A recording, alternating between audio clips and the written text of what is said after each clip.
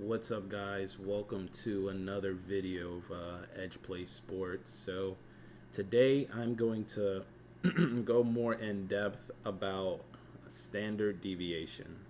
Now, standard deviation, to put it in simple terms, is essentially the swing that happens when you're reading averages.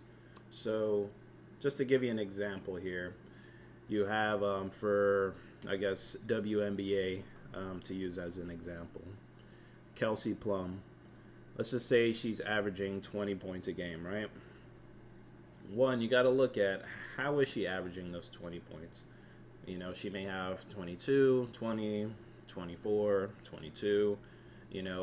Sources like Prize Picks are really good at showing you just a 5-game spread, but me personally, that's not enough data. But to show you guys standard deviation and what that looks like, if it's 22 points, 20, 22 points, 20, there's a variable, a deviation of about 2 points that happens between games, which means there's a low end of average and there's a high end of average.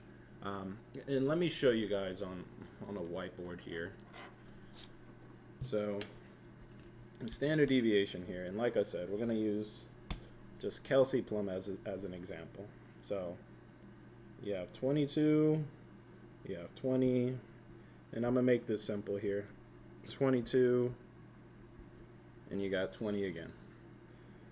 So there's a 2-point deviation, 2-point deviation, 2-point deviation, which means on the low end,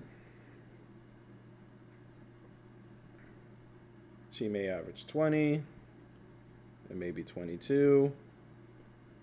So it's just something to look out for. There is a calculator. There's a way to kind of put in a formula, how to calculate this a little bit easier. But the deviation that happens is really it's the swing that you want to pay attention to, because those averages are not made the same. Now, I'm using Kelsey Plum, just kind of an example, but let's just say you have another player like Asia Wilson. Asia Wilson, let's just say she's averaging 30. But one game, she had 40 points. And then the next game, she had 20 points. That's a big swing. And that happens a lot, especially with streaky players. They may go off for 30 points, and I'm using basketball for reference still. And then the next game they have 15. And then the next game they have 8. Then the next game they have 35 all of a sudden. Well, guess what? Those averages, they're not made the same. So standard deviation, you got to pay attention to that, because it's just going to help you truly look at what that average, what it truly is. You want to find real data and real math on every play that you make. Obviously, there's a lot of factors that go into it. So if I'm betting on like a player prop on Prize Picks or something, my advice, find more data than just 5 games. Look into, I usually at least minimum try to find 10 games. So I would go look at injuries, look at their opponent, a pace of play. If you're looking at a prop that they're on a team that's a faster pace of play, well, guess what? If it's a faster pace of play, they're going to get more touches. They're going to get more opportunities. More opportunities creates more chances to get points, to get rebounds, to get assists.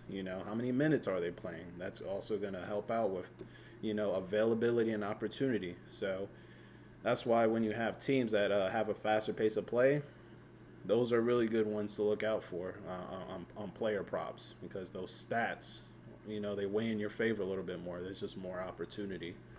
But there's a lot of things that will affect your averages as well. If it's a home court game, I would give just maybe a half a point edge to that, if they're playing at home.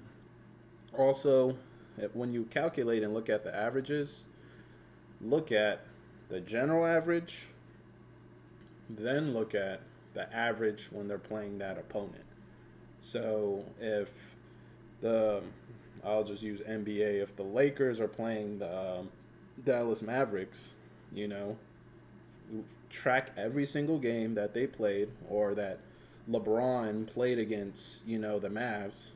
What's that, what does that look like? Gather as many games of data as you can. So if it's 5 of them, get your general average that he averages in general for the season, and then get your average for that matchup.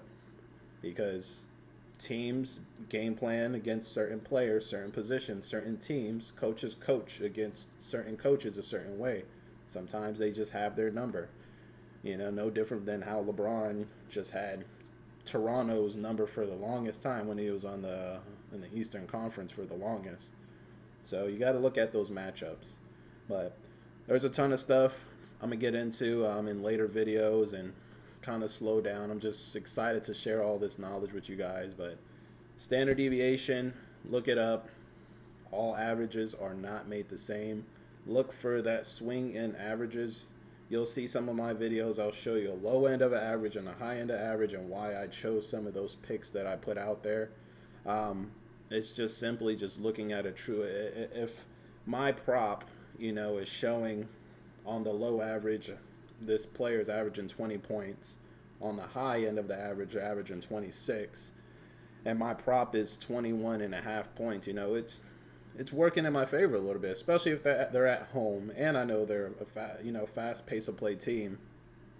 It's just some stuff to look out for. So let me know if you guys want more content like this. I know this was a little advanced and jumping right into things, but I'm gonna slow down a little bit more.